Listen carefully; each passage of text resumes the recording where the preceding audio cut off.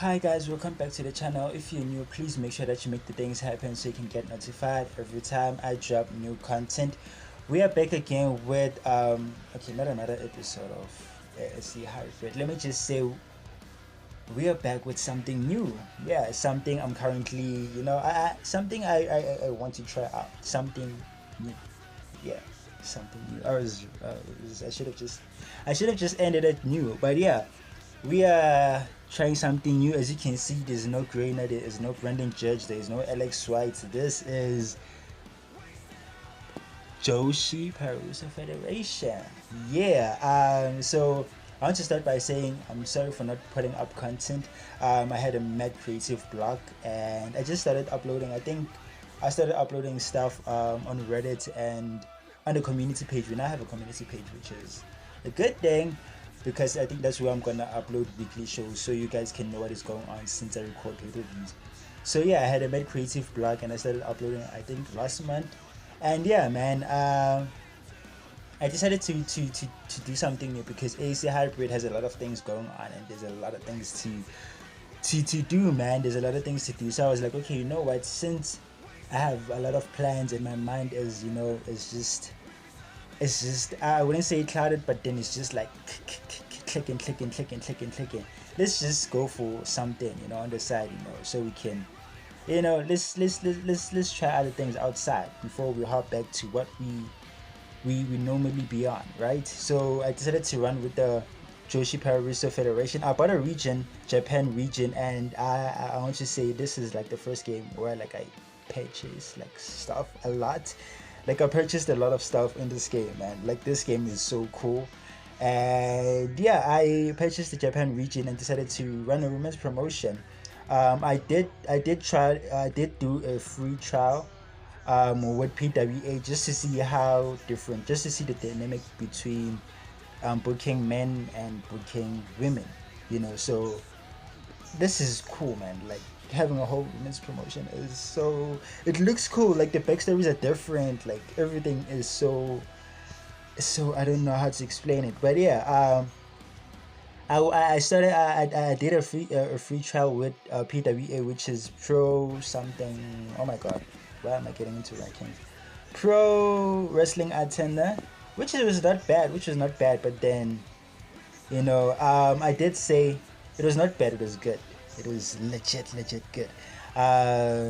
So I tried things out there. It looked fun.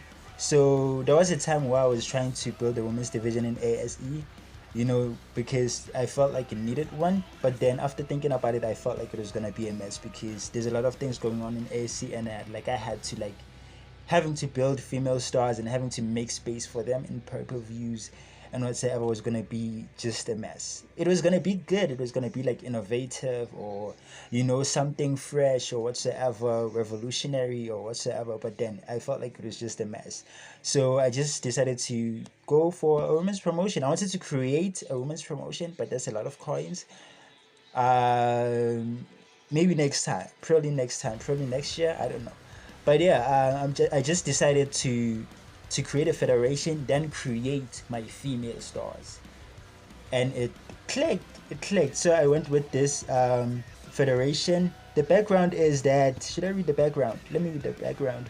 Um, Brand new promotion that gives a platform to serious female stars. The promotion has risen from the ashes of Goddesses of Japan, GOJ, and Stars of Joshi Wrestling. Two promotions focused on women's wrestling that recently closed down due to financial issues. In 2019, GOJ star Ryoko Taino, sorry for the names, guys. I'm sorry if I'm gonna butcher the names. Ryoko Taino met the SJW star Ichika Tanaka, and the two of them devised a plan for a new wrestling company. The promotion would emphasize realistic, fast-paced action that drew from the cruiserweight and technical styles to form an exciting brand of wrestling. Teno and Tanaka signed various Japanese women's wrestlers while also bringing a few international stars. JPF employs exclusively women, wanting to give them a fair shake in the tough world of pro wrestling. The brand new promotion has gained some buzz, but it remains to be seen if JPF will be more successful than its Joshi predecessors, predecessors. Sorry about that. But yeah, that's the background you need to know. So this is totally different, completely different to ASE, where like I had a huge fan base and a lot of fans. So this is something I'm excited for. It's a women's promotion, something I've never done before, but I've tried out on free trial. And we're really starting from the bottom with 9,000 fans, and I'm looking forward to it. And I created stars.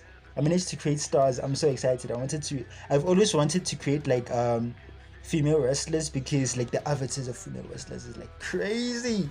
So I created Sarah Keller, Tony Newell, and Neely Croft. I'm gonna read their backgrounds right now. I created these 3 stars, and I just to add on the roster, because I had like a few, I had like loose change. I had I had coins. I think I had like 200 coins or something like that. Then I had like a few coins left. I decided to buy Delaney Voss, which is she's good. I bought her when I was. Did I buy her? Oh, I did not. When I was trying out PWA, she looked like a good person. She looked like credible. Like she looked like the type of person you'd want to work around. Like whenever you're working on a women's division or whatsoever. I'm not. I'm not leaving out the top woman in DWP. I don't know. I forgot her. The one that looks like something fire. I forgot. I forgot her name. What's her name? What's her name? Fiona Fire. She's good. She's good. But then, Delaney Voice caught my attention. So, because I was trying out PWA. And yeah, what did I want to do? Introduce stars. Okay. Tony Newell, famously known as the Storm Chaser, is an egocentric spoiled brat who is received as a babyface simply because of her rebellious look and explicable aura she brings whenever she steps in the ring. Before the American grappler found herself in professional wrestling, Newell was super passionate about storm chasing at a very young age. She'd go missing from time to time, traveling to locations to photograph. Why is it okay? I hate when it does this. But okay, cool. Traveling to locations to photograph tornadoes and other severe weather forecasts. I'm not sure if I wrote that right. Hope I wrote that right so I can edit. This eventually led to her parents grounding her and finding ways to distract her from storm chasing with television, not knowing that they would introduce her to her new obsession, which is pro wrestling. Newell signed up for training after being exposed to War and GOJ, the company that shut down. It didn't take long for her to work around the industry. At the age of 19, she was already put up as the most booked female superstar in the independent scene. JPF got lucky when they spotted Newell in Japan storm chasing and decided to reach out to her late 2019. Newell carries the in-ring ability of a lot of, let me just say, veterans at a very young age, and her charisma has made the wrestling universe see her as the face of the women of women's wrestling. So this is technically she's bad. Area wise, I don't think I did not like see the need to give her like a lot of stuff on area, but then I just wanted to give her basic psychology growling. Charisma is important, and stamina. So this is her. She's badass, man. I did say the avatars. Did I say it here? But okay, cool. I forgot what I just said. But then the avatars, the female avatars are crazy. She's just badass. You just look at her and she just screams superstar. So I created her. I created Sarah Keller. The silent killer Sarah Keller is a rising Japanese star trained by the Craft Sisters, Neely Craft and Destiny. I'm still gonna create Destiny. She's gonna be like that, that girl. Neely Craft and Destiny. Under the Craft House, Keller grew up a fan of stars of Joshi. Grew up a fan of stars of WA. Yeah, I knew something was wrong. Sorry. She was a fan of SJW and was blown away by the fast-paced action and the cruiserweight style of the promotion. Her athleticism made it easy for her to take a gamble on pro wrestling, which led to many believing that she was built for the industry. Killer was given the name Silent Killer because of her deadly look and stiff quickness. What did I say? Quick stiffness. Oh my god! And quick stiff strikes. She reached out to Joshi Pararusa Federation after the closure of Goddesses of Japan and SJW SJW to pursue her wrestling career, where Ichika Tanaka welcomed her with warm arms. Keller plays a heel obsessed about erasing the legacies of women that have paved the way for women's wrestling, calling herself the legend killer or the legend killer in the process. So this her stats are good. Damn, these stats are good. Oh my god, I'm gonna make her champion. I remember creating her, but then oh my god, these are good. Oh my god. But yeah, she's just giving me badass vibes, and I'm looking forward to what I'm gonna do with her actually. So yeah, that's that. We have Neely Craft, the last superstar. Dear Neely Craft, professionally known as the last created superstar.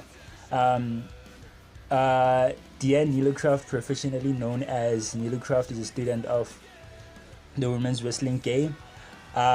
She is known for running the famous Craft House. The Craft House is gonna be like the. Okay, let me continue reading.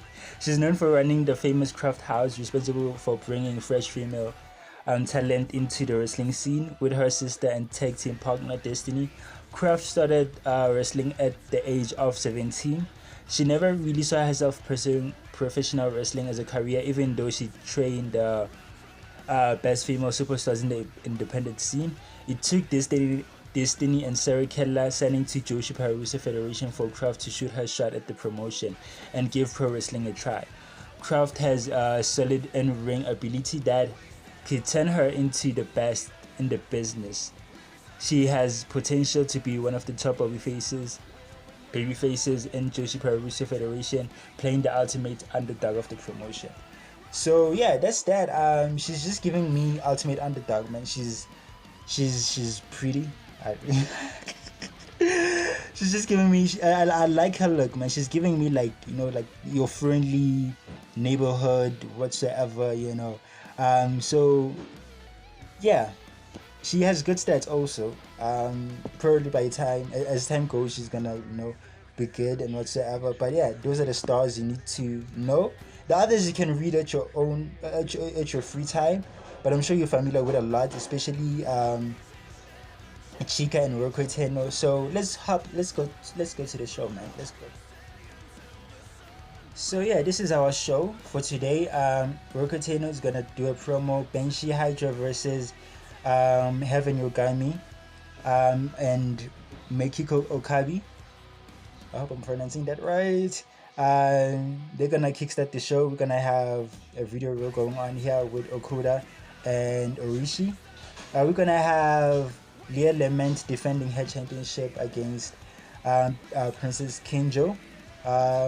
She looks cool, man. I don't wanna lie. This is giving me Seth Rollins kind of vibes, but yeah.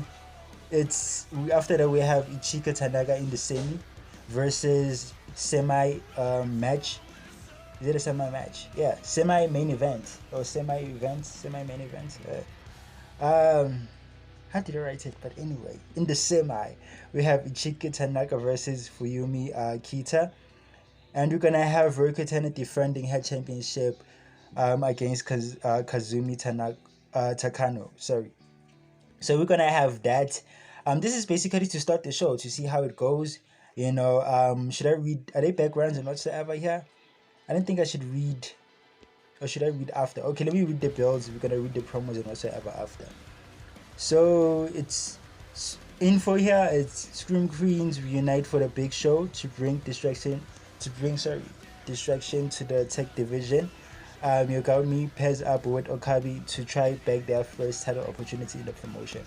So yeah, these Benji and Hydra like a tech team, are like a famous tech team. Where they from? I'm not sure if it's SJW or Goddesses of Japan, but then the famous tag team. I think coming into this promotion, they're separated because they're seen as main event players. But then I just decided to pair them together, just to kickstart the whole promotion and kickstart to start the promotion, let me not say show, but then let me just say promotion, because I don't have big plans yet. I'm just trying to see what works and what doesn't work. So that's that. Heaven Yogami is one of those stars that are not good, but then they're brought in by someone else, because they have potential, gang potential or whatsoever. And Makiko Okabe has potential. She has big potential. I think, what does it say in her bio? She's 39. She's a vet. She's been here long enough. Great mid carder, stalwart, and will do well in the brand new promotion. That's what they say. Yeah, I decided to pair them both because I feel like Yogami needs someone who's gonna help her, you know help her around. Let me just say that. Like, I feel like stars that are not developed need to be put in a tag team so they can gain some stuff, or let me just say, gain some attributes and whatsoever, or work around the attributes. Let me just say that, because that's what I did with Scott Ringo and Paxton Payne. Scott Ringo and Paxton Payne were perfect pair. And Paxton Payne had, like, he's now, like, he's the most developed superstar in the roster. Let me just say that. So that's what we have here. We have Lament versus Princess Kenjo. Sorry, why am I pronouncing it like that? Oh my god. Leah Lament versus Princess Kenjo for the JPF Speed Championship.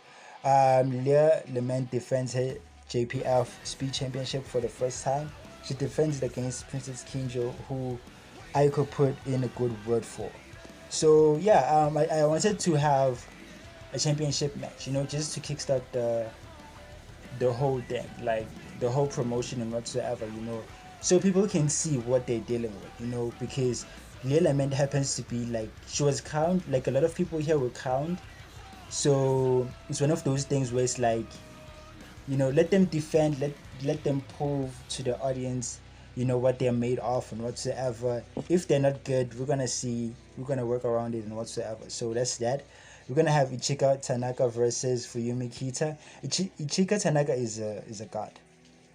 So this is a audience vote match. An audience vote match is a thing where it's like, I'm gonna make it a common thing. It's gonna be a thing where it's like a top superstar is featured in the card because we need him, and we're gonna and that top superstar is gonna face. Did I say him? Needed them. Okay. I hope I. So yeah, audience vote match is gonna be a setup whereby a top star is gonna be put in the card because we need them. Then they're gonna face someone that is just like, that like could go toe to toe and whatsoever. So this is an audience vote match. The GOJ and SJW fans wanted to see Ichika Tanaka on the card tonight, so they chose Fuyumi Kita as a solid opponent for her, just to see what happens. It's one of, like, dream match type of situation. Like, we haven't seen this fight, so to kickstart the promotion, let's see what's going on here. So yeah, that's that. We're gonna have Reiko Tano versus Kazumi Takano. What's happening here? Info: Reiko Tano defends the JPF Goddess Championship for the first time. The founder of Joshi Pararusa Federation looks to show the world that she's willing to be the company's fighting champion and that she is the perfect person to take the promotion to greater heights. So that's that. Yeah, I decided to make her defend, even though she's a founder and whatsoever. I wanted her to defend so people can see that, okay, she's good. And I decided to choose Kazumi Takano. This is, like, my personal choice. She looks cool, man. She looks like Reiko Tano is a heel. By the way, she's like this god, like the best women wrestler, female wrestler. What did I say? Women wrestler, female wrestler around. So I decided to give her Kazumi Takano, which I believe I'm gonna give a push because she looks cool. I don't know her background. I forgot what it says, but then yeah, it's one of those things where it's like, she looks good. In ring, she's crazy, man. So we're gonna have that, and let's start this show. I don't want to show you what's gonna happen. So, yeah, okay. First segment, we're gonna have Rokoteno out of character, because this is kind of like an important promo.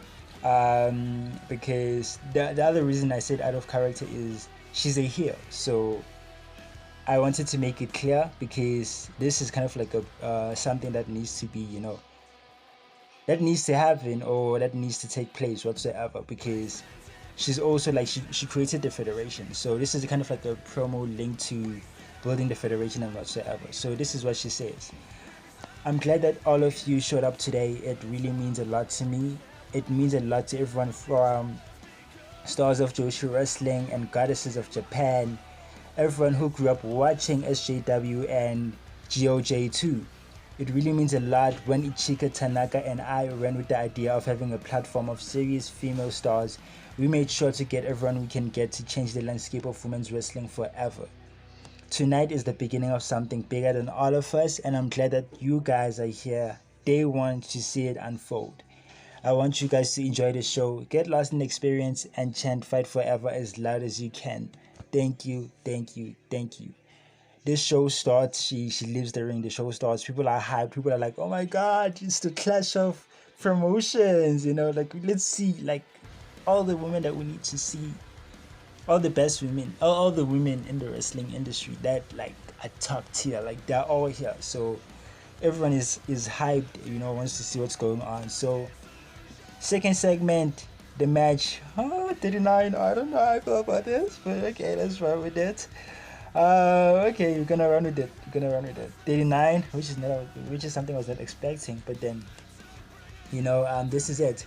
The match goes. Hydra decides to go first for the Scream Queens.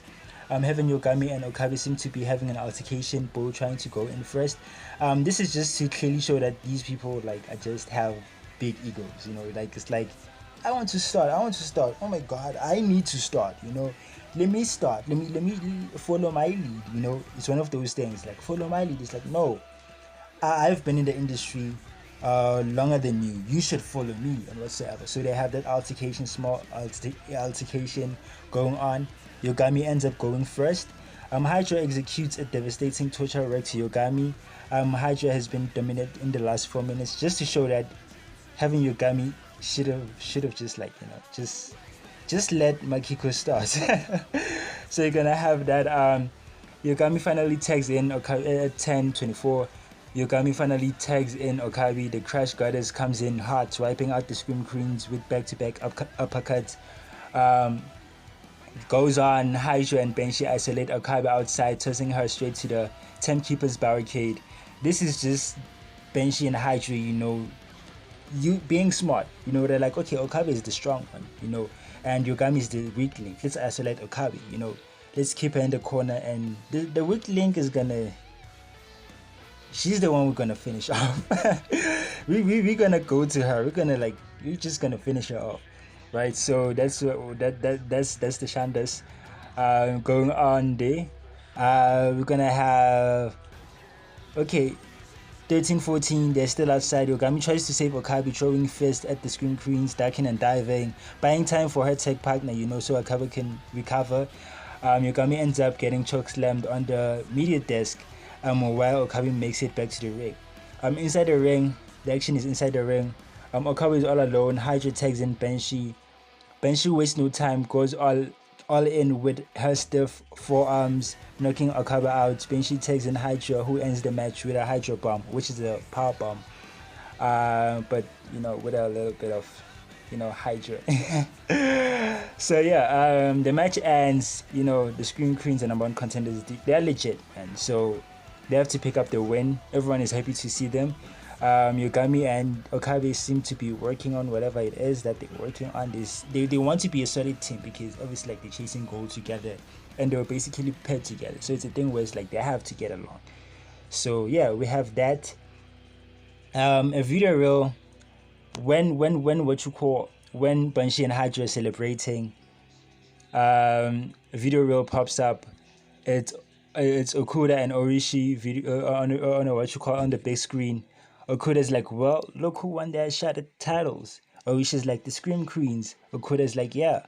And next week when they come for the titles, we're going to make them scream, alright. You know, it's just one of those things that's like, y'all think y'all won, but y'all just like in from uh from a boiling pot to a frying, is that what they say, to a frying pan or whatever it is. So so yeah, that's what we have there. And Leah defends her championship against Princess Kinjo. The match, Lilament lights up low. Okay, Lilament lights up low kicks while keeping her distance. Okay, I don't know what I was supposed to write there. But then, okay, let me just say she's throwing in low kicks while keeping her distance from the princess, because I think this is gonna be a thing where it's like a size advantage. Like Princess Kinjo is like taller than Lee Element. Lee Element is like, low kicks, keeping a distance because size advantage. You don't want to be caught on that. So you don't want to be like, you don't want to be vultured. Butchered, whatever word fits, man. So yeah, Lee Element picks up momentum, performing a phenomenal. Oh, we go to Princess Kinjo, finally gets her hands on the element, switching from hammerlocks, headlocks to takedowns, being technical and all that. The element picks up momentum, performing a phenomenal springboard enziguri. Leah goes on to gain some offense. Princess Kinjo steps outside to catch a break, but the element comes flying with a top rope suicida. Time passes. Kinjo tries to end the match with a gorilla press. I think by this time, Princess, is finally like, wearing down the element. She tries to end the match with a gorilla press slam. I need a name for it actually, because that's a finisher. But Leah reverses it to a head scissors toss, sending Kinjo to the post. Time passes, they back and forth. Leah gains momentum. Leah ends the match with her finishing move, Twist of Fate, which is a corkscrew splash. She retains. She's good. Okay, she's bad. She's bad here. But it happens that Princess Kinjo's performance is higher. Okay, because of youth. Okay, they both have youth. Okay, cool. Yeah, cool. It's not a big thing. You're just starting out, and I'm just realizing that okay, this is gonna be a long road.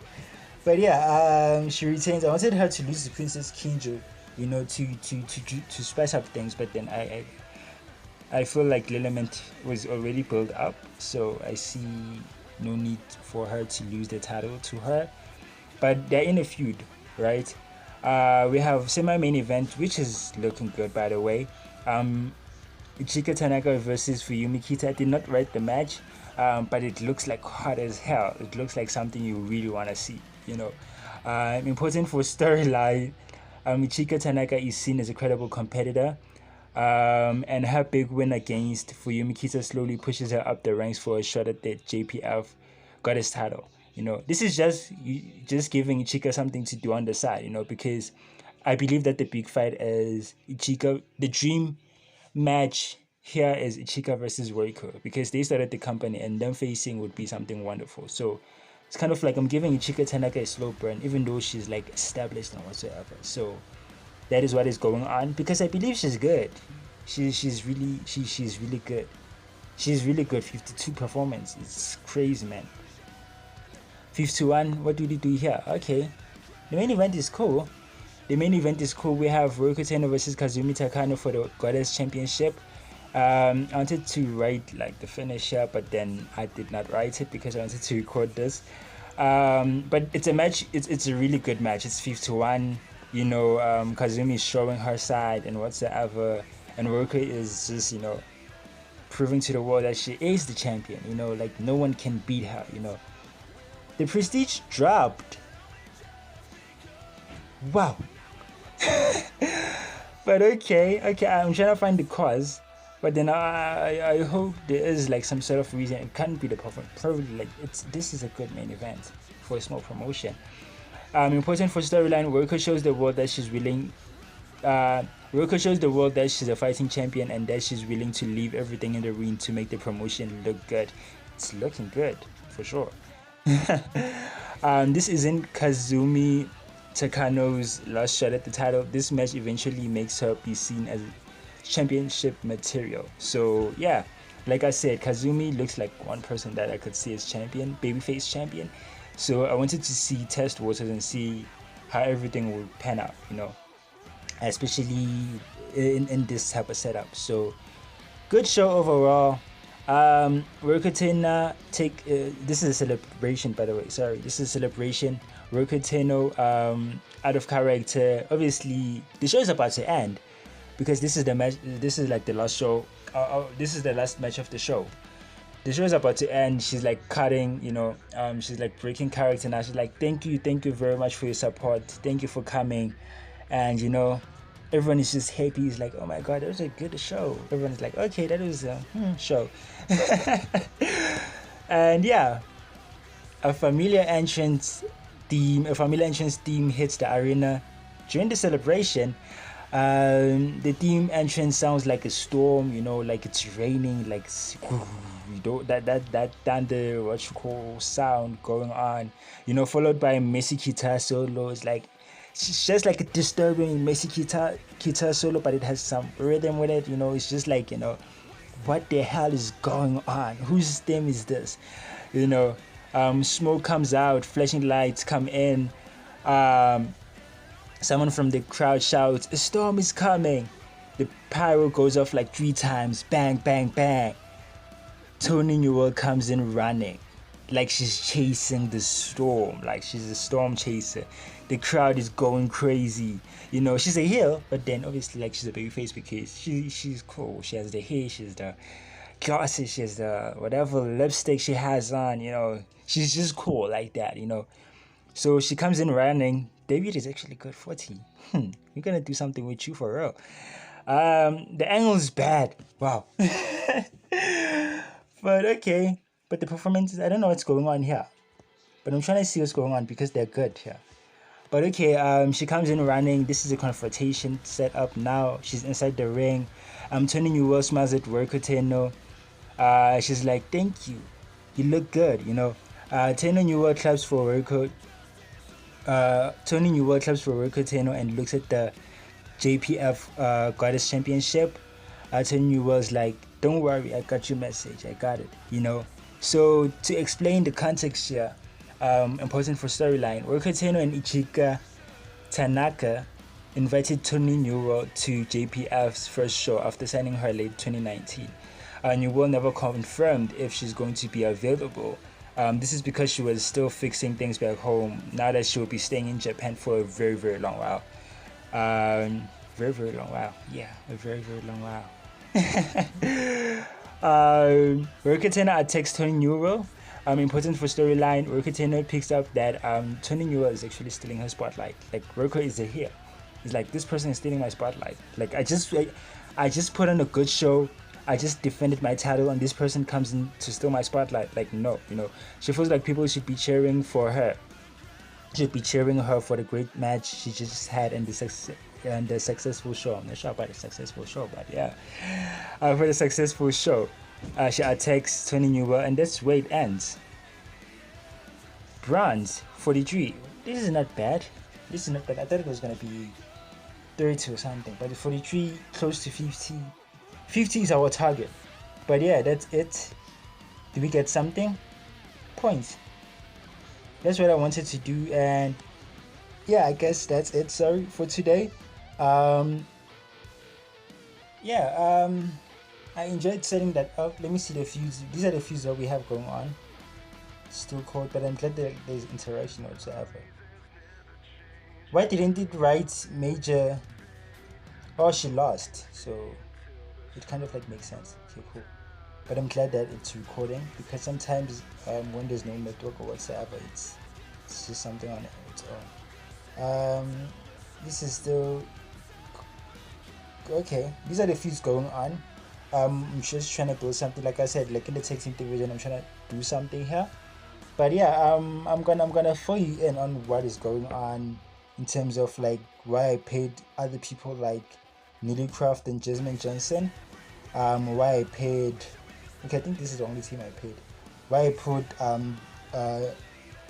Chitsuko and Asumi in this feud, and why Tony Newell and Delaney Voss. Delaney Voss is She's gonna make a mess in a good way. Right there all in a feed in this setup. So yeah, I'm gonna explain that, and it's fun, man. I'm actually enjoying this. I'm trying to see if we get fans. Wow. Okay. 10K, just like that. Just 10K, just like that. But yeah, that was our first show.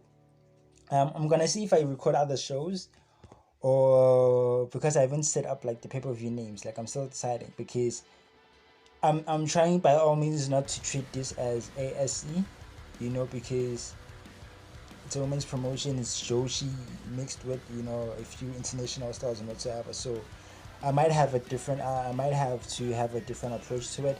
But then definitely there's gonna be a rumble that it's gonna be fun to watch, to see, because the rumble is gonna help in this case in terms of like building stars. It's definitely gonna help, and I think I'm gonna make it sooner than later. Probably gonna be the second pay per view, because the first pay per view is gonna be just showcasing stars. Like this is JPF, then the second pay per view might have to. Okay, second pay per view, third pay per view. That's when we're gonna do a build up to the battle royale, you know, because I feel like it's gonna be crazy, man. It's gonna be crazy, especially with the women we have here. So yeah, that's it for today. And sending energies from this side. I like the fact that my star is here.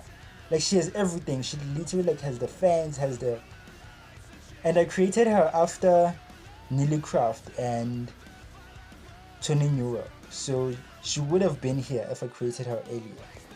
So a tournament. Okay, bye.